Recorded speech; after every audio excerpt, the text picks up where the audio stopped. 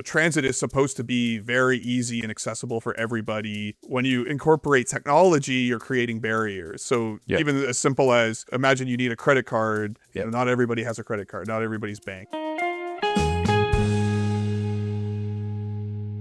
Welcome back to the Accessible Future podcast. I'm your host, Simon Jones. Today's episode is about a conversation that is often overlooked when discussing accessibility, and that's transit. Without proper transit, the world isn't accessible. My guest today to talk about all this is Luke from Pantonium. It's a company that aims to change the way transit is operated, making it more accessible and increasing ridership along the way. Luke talks about how accessibility is at the core of everything that they do, ensuring that when they build a transit system, it's accessible to everyone. He also makes the point that a perfectly accessible app or a bus is just the starting point. If the service itself can't get anyone to a medical appointment on time, it still fails. Now here's my conversation with Luke. So good afternoon, Luke. Thank you so much for joining us today. It's great to have you on board. How's your day going? It's doing quite well. Yeah, thanks for having me today. No problem. So before we get into some questions around what an accessible future looks like, I was doing a little bit of research, and you were with the Ryerson University back in the day. Was that correct? Yeah.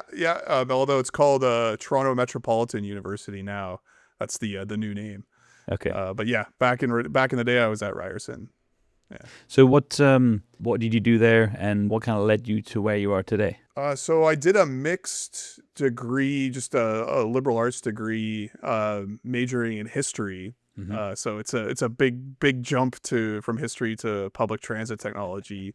But that was my passion, it still is. And then I basically utilized that degree to get a job at this company, Pantonium. Basically, they needed somebody to explain very complicated technology to folks who don't really understand technology. Like, they need it, they interact with it, but they're not here to learn about algorithms or complicated, cloud computing.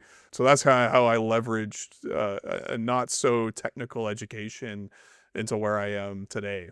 So can you explain for those listening in then what is Pantonium? Yeah, so we're a company. We're based in, most of us are in Ontario. The founders have experience in the optimization space. They had a previous company that did route optimization for delivery of goods. That company was sold, and then they said, well, we still want to do something about route optimization. They figured, what's harder than delivering goods? It's moving people.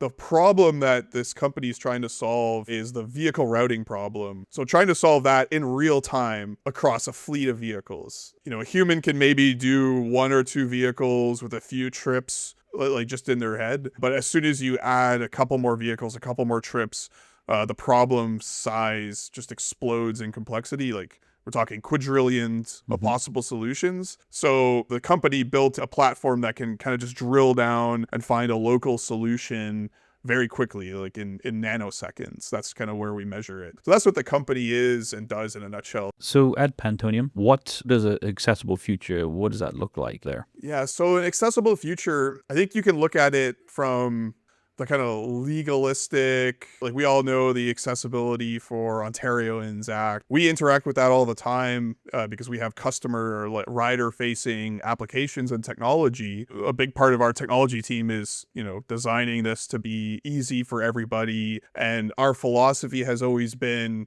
transit is supposed to be very easy and accessible for everybody. When you incorporate technology, you're creating barriers. So even as simple as imagine you need a credit card. Not everybody has a credit card, not everybody's bank. So removing barriers from a technological perspective, that's just a constant battle. However, imagine if you have the perfect app, like, it's accessible, anybody on earth can use it.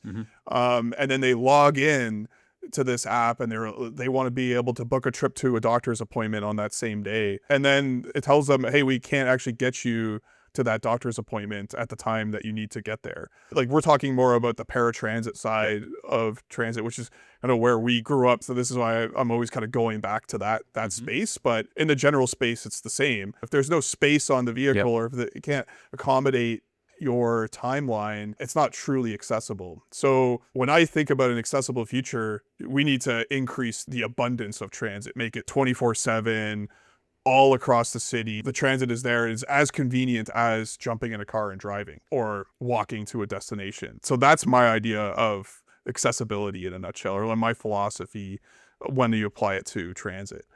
So, well, what are some of the examples you can put your finger on at Pantonium that you've done to remove those barriers? Yeah, so our technology team, they are obsessed with this, and they recognize that as a technology company, we're automatically adding a barrier. So from the beginning, they immediately said, we don't expect people to have a credit card when they access the applications. And we made the applications very, very simple because we knew that a lot of people, when they're using these apps, they have other software platforms on their phone that will read the text out. So we very early on, we wanted to keep it very simple. So whatever kind of tools you're using in addition to the app, they aren't going to cross any wires when you're activating it. But, you know, you have to think about beyond the apps themselves, because I think that's a big barrier. Like, it's a psychological barrier for folks, and or an economic one. Like, not everybody can afford a smartphone and afford the data. And we've heard this all a lot from our customers. You know, it's like, who's going to use a public transit? It's people who don't have a lot of money to buy a car. Maybe they don't have data either. So we introduced a lot of features. Like, for instance, if you go up to the bus driver, you could get the bus driver to make you a trip. Yeah. So that's a feature. There's a tablet in the bus. We also just give tablets to clients, and they say, okay, where's a big source of trips? You know, there's a factory on the edge of town that, like, we see, you know, 30 trips are coming from these guys every night. Just give them a tablet and let people book trips with that tablet. We even had this concept, like a button that you can just press to get a bus to come, which is obviously, there's some risk involved with that.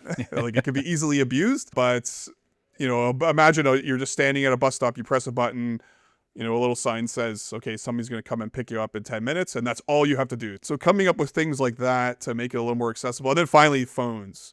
Yeah, again, not everybody wants to interact with technology or a website. Just let them call in with a phone number. Like, everybody can just call in, book with a dispatcher, talk to a real human being. Just anything to get people away from the phones, knowing that not everybody can use them. Interesting. So can your system then, is there a certain type of vehicle, large, small, kind of bus? So we're agnostic when it comes to vehicles. We like the bigger buses. It gives you a lot more slack, let's say, because one of the big constraints of this is how many seats do you have? So we worked with a lot of cities, and all they have were big buses. They had no time to procure any other type of vehicle.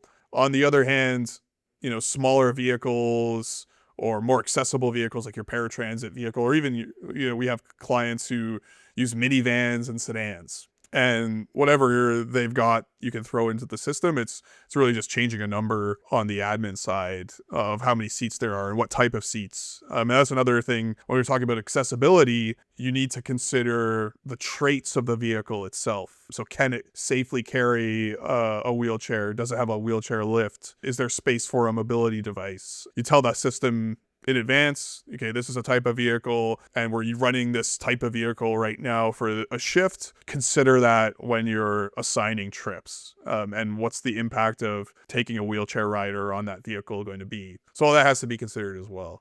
Yeah. So aside from the Pantonium system, what would be your view on large versus small? If it's a smaller town looking to do a transit, maybe in rural areas, what would you suggest to them? So we always say, what do you have?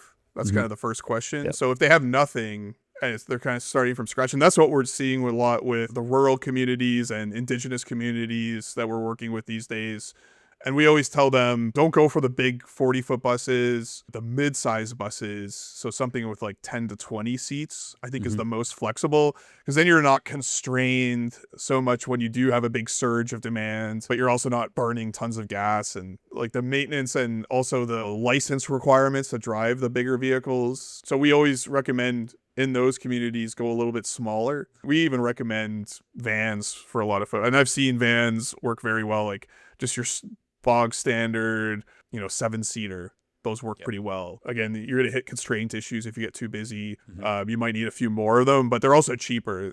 You know, even a mid-size kind of city bus, those will cost you $200,000-$300,000. So Yeah. we always recommend a little smaller for those folks. Yeah. And do you see clients where they kind of do a mixture? So they may be doing something a bit bigger and then they're pairing it with a smaller van. Yeah, and that's probably the best bet. And we can even configure the system to favor the smaller vehicles because they're more fuel efficient, and just tell it to only allocate the larger vehicle when you absolutely need it. Then you can also do things like do a hybrid approach with a fixed route, because on demand isn't the be all end all. It works almost best when you have a hybrid approach. Like you use a fixed route as a spine, let's say, for the system, and then feed it in with the on demands. That's how a mixed fleet is good for that as well. Yeah. So you talk a lot about macro transit. So tell us what macro transit is for those that don't know what it is. Yeah, so macro transit is really about providing a transit service across the entire area, all on demand, typically stop to stop, so not going to addresses, and maximizing the efficiency of an on-demand fleet. And the real difference, I would say, if you look at a microtransit solution in the wild in the last, let's say, 10 years, typically what a city will do is they identify a small area on the outskirts of town, and then they say, okay, here's your microtransit pilot. And nobody lives there, nobody works there. So we just see that as not a very useful service for folks. Our approach is give us all the buses, all the stops in a city, and run the whole thing on demand and see what you get. And identify, okay, these are the milk runs. Like, this is where most people go back and forth from. Yep. And then you add in a fixed route there, and then you keep everything else on demand. And it's part of like a holistic system. The way I always describe it is you need this critical mass of on-demand transit to get the good numbers. So the way most transit agencies measure efficiency is riders per service hour. Like a taxi service is maybe 1 rider per service hour.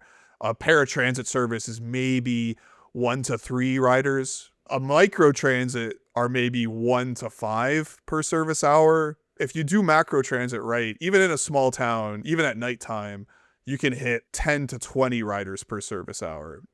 Even higher, we've seen rates even higher, although it wasn't sustainable. Like, we were hitting 30 riders per service hour. So that's what we want to do with macro transit, is kind of get this critical mass of demand and convenience, and really just pump those numbers up and get a very productive on-demand service. Because I think a lot of on-demand services, a city might get a grant and then they run it for a year or two, and then they see, like, we burned $1 million to move a trivial amount of people, and then they say, this is not right for us. And this is why we love to convert fixed routes, because then if you look at the budget, they already budgeted for this bus, and it's just going to hit, maybe 30 stops in a city. And I say, why not give it the ability to hit 300 stops and see what happens.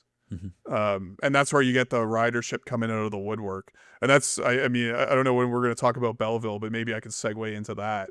Yeah, go into that now. Yeah, so Belleville was the first deployment of this technology. We actually developed it for them.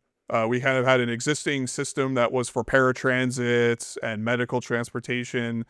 We talked to the city of Belleville, which is it's a few hours outside of Toronto on the 401, kind of on the way to Montreal. There's about 50,000 people. And they had this night bus route that basically circled the city. Maybe it hit 30 or 40 bus stops. They had to run it because there were a lot of students and late night shift workers at the factory, and nobody used this bus route, like a handful of people every night. So they didn't really care what happened to it. They also had some other challenges, like they couldn't hire a dispatcher because it was at nighttime. So we had to build our system to be automated, which was a whole other complication. That's kind of where we wanted to go, but it was a big jump to go from manual to automated dispatch. That's kind of the industry standard now, but back then it was pretty new. And what we did, we insisted on this, that every bus stop be made available in the city. So the city had maybe 300, 400 bus stops spread out all over the place. And we said, everyone should be in the app, and let's see what happens. And then same buses, same drivers, give them the tablet, a little bit of marketing, like the CBC came when we opened it. And they were on the radio. So they got a little bit of word of mouth. And what happened, like overnight, the whole service exploded. 300% increase in riders, which is, numbers wise, I think they went from, a couple hundred a week to, or like a couple hundred a month, I think, to like several thousand over the course of a few months. Wow. So it was a huge growth. And the human element of it was these loyalist college students. They started using it to get to work and to Walmart, because either they worked at Walmart or they worked in the factory or they wanted to go shopping after school. And then there'd be like 20 or 30 people booking trips from the factory, kind of near the end of the shift all over town. And then there was always like just dozens of people leaving the Walmart kind of near the end of when the Walmart closed. And that just created, word of mouth. Everybody started using it, and it was just a very popular service. So it was an interesting experiment, and it worked quite well. So we've heard you talk a little bit about transport poverty. How do you define that, Luke? What I see transit poverty, it kind of feeds into that accessibility and abundance type of thing.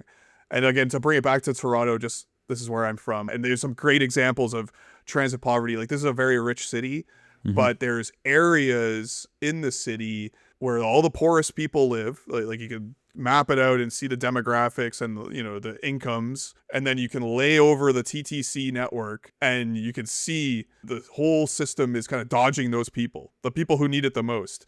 And what we see with poverty in this kind of the 21st century is people who are in poverty are getting pushed out of urban cores.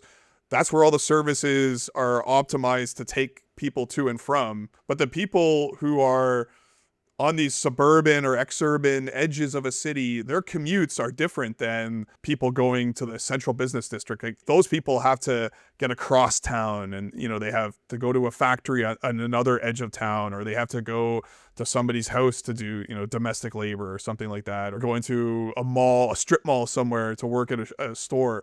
So those people, we find, they use transit the most, and transit's just not designed for their needs. And it's even more acute in rural areas, which we can get to, where, I have to spend 2 hours a day riding transit for my job.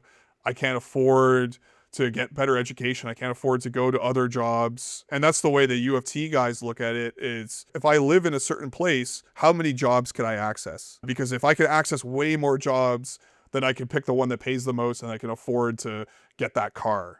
You have this chicken or egg where you can't get the job to get the car to get the job. Yeah. So I see transit as, the solution, and that is obviously the solution, but I don't think transit agencies are necessarily, I think they're aware of the problem, but I don't think they have the tools really to address this. And this is where I think in a smaller town, in a rural area, if you have a layer of on-demand, people can go point to point anywhere, and that's what we've seen work quite a lot, at least in the mid-sized cities or rural cities.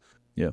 So speaking of rural, Luke, you were recently part of a webinar that was called Building Better Paths and Community Transit for First Nations. Tell us a little bit about that webinar and what you brought to the table. Yeah, so that webinar is part of a project that Pantonium is a part of, to basically build awareness of transit, and especially like low emissions transit in Indigenous communities. What we did is basically interviewed every Indigenous community in Canada possible. And it was a very simple approach, like, tell us, what do you have? What are your transportation challenges? And what we heard is the same thing over and over again, that, communities, they don't have transit. Maybe they have a little medical service to get people to appointments. But other than that, there's nothing. These are communities, they could be the size of a small town, and they still don't have anything. So we learned a lot about different challenges in those spaces. I think they have the same chicken and egg kind of problem, where folks can't afford a car.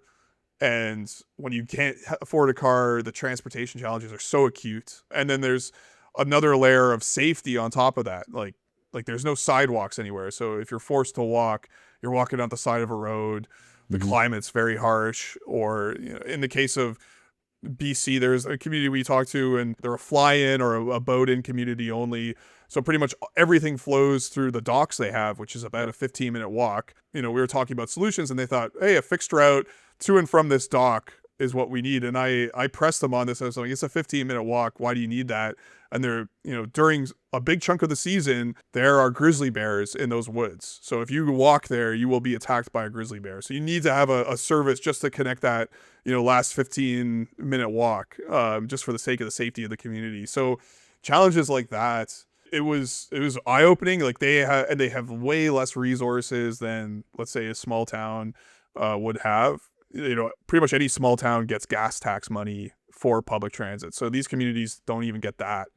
So they have to be very creative with how they run their operations if they do something. So I know the federal government has seized it as a big problem. So we'll see in the future, if we can make a bigger push on this and get like a kind of a systematic approach for folks. But it's still early days there. So talking of connectivity, then, are you recommending them? Because I know for a fact in some of these communities, there's pretty much nothing for cell reception or connectivity. What are you instructing them on? So that was I assumed that was going to be the case, but actually a lot of them are pretty well connected, and we have partnerships with Rogers, kind of helping build out the connectivity. And there's always, Starlink, is a possibility. But it's remarkable how well connected they are. And it's really, you only have to worry about, gaps on the highway type thing, which, we're used to. Like we've been managing that for, years, dealing with gaps. So as long as there's some connection, then, we can work around that. For the really remote communities that have nothing, then it's all, you have to go kind of lo-fi, fixed routes and whatnot, like just no technology, and that's fine. But it's remarkable how like these communities are pretty savvy. They have their own internet.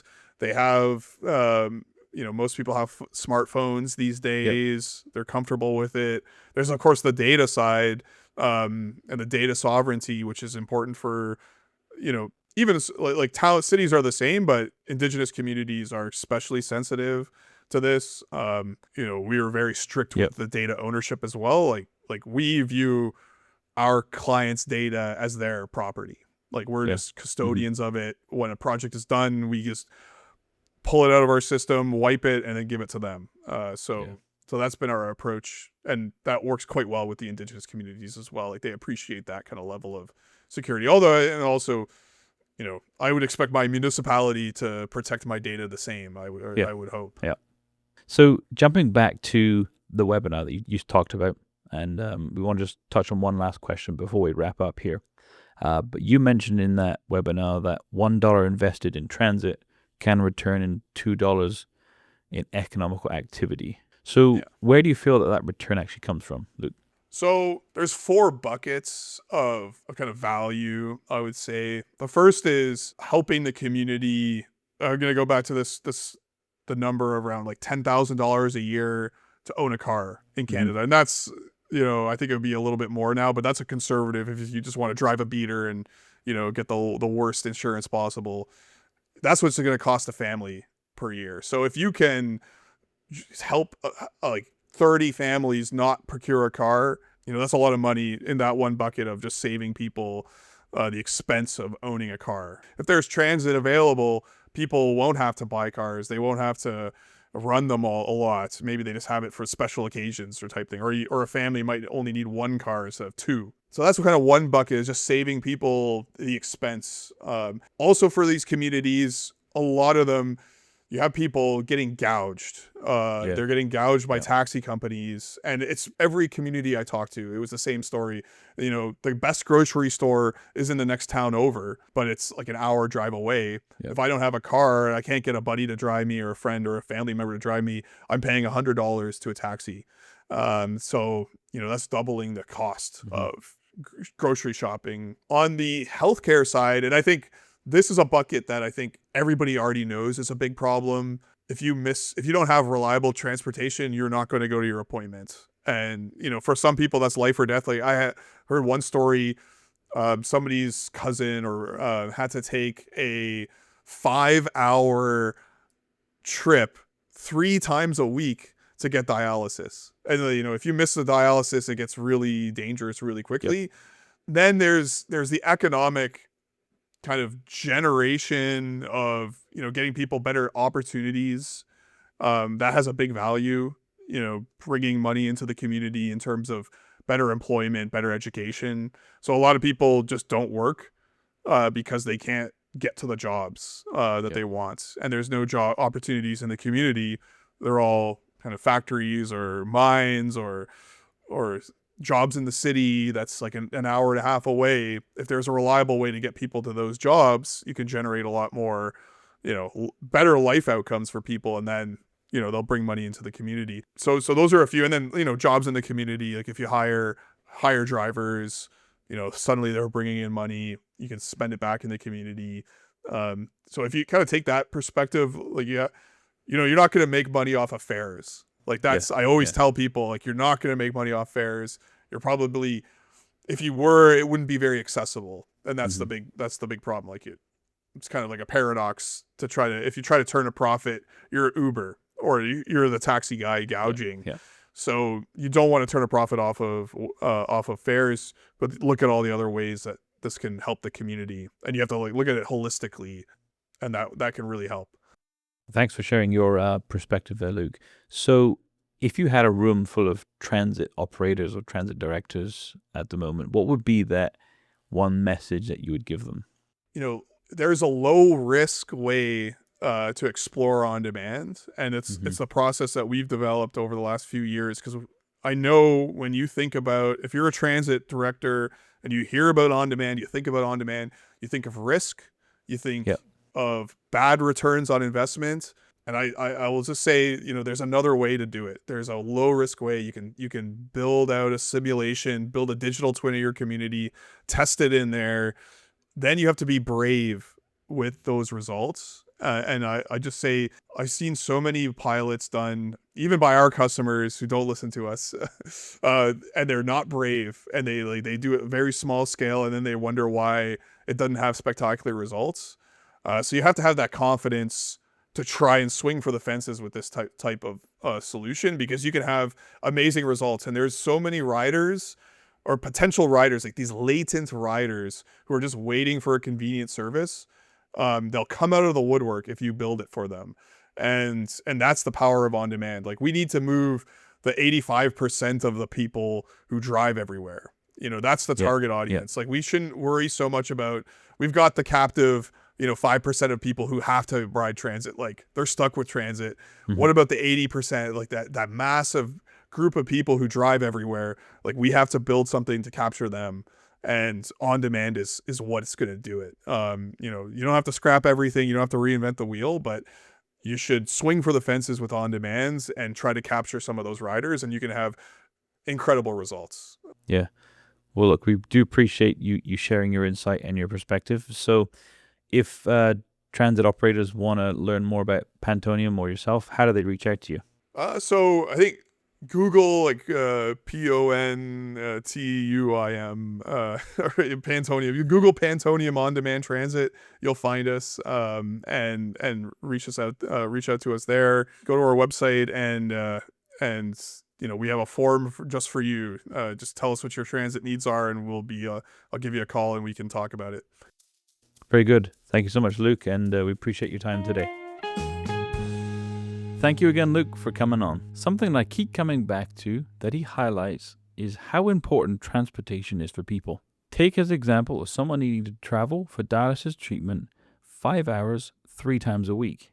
If they don't have access to transportation, it becomes dangerous very fast. Ensuring our infrastructure is accessible to everyone is a big part of building an accessible future. If you enjoyed today's episode, make sure you subscribe and leave us a rating or whichever platform you're listening from. And follow the Accessible Future podcast on LinkedIn, Instagram, Facebook, and YouTube. I'm Simon Jones. I'll catch you on the next episode.